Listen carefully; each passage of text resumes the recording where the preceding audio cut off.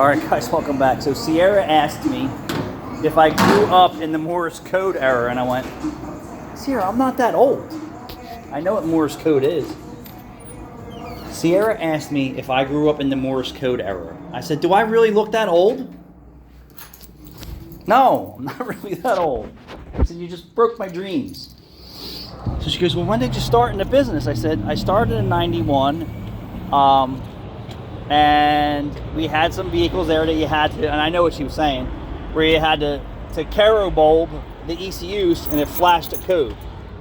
So yes, I'm familiar with it. I said, but when I started in the business between 70s, 80s, and 90s, the standardization for emissions and computers and all that stuff, and emissions controls and many other things, used a check engine light. And I told her, I said, around when I started, and mind you, Midas was mufflers and brakes and front end, it really wasn't engine lights and ABS lights, but that stuff did come fairly rapidly. That if we had a customer's car in and the engine light was on, right,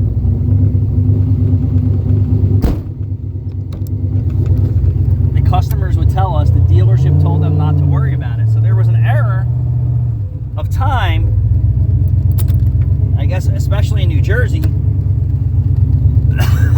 where they told their customers not to worry about a check engine light because that engine light usually didn't make the vehicle fail emissions.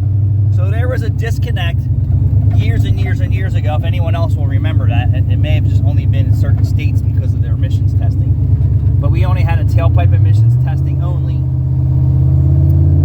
And customers used to say, well, yeah, the dealership told me to not worry about it when it had an EGR malfunction, or it had a throttle position sensor, or a mass airflow sensor, or oxygen sensor, or something like that, and it would illuminate a check engine light on their fairly new car. But the dealership told them not to worry about it unless it failed emissions, meaning the tailpipe test. So, yes, there was a disconnect at one point in time between the dealerships and consumers, kind of similar to like it is today. There's a huge disconnect. The dealerships can't get away with check engine lights today because of the testing and the consumer awareness and the engine lights and emissions testing and things like that. So in the old days, if it passed the tailpipe test, they didn't care. It passed emissions, right? So they really didn't really have to stand behind it, even though they should have. Because they just bred bad habits. But that's how it was back then. If your engine light was on and your vehicle in the 70s and 80s and early 90s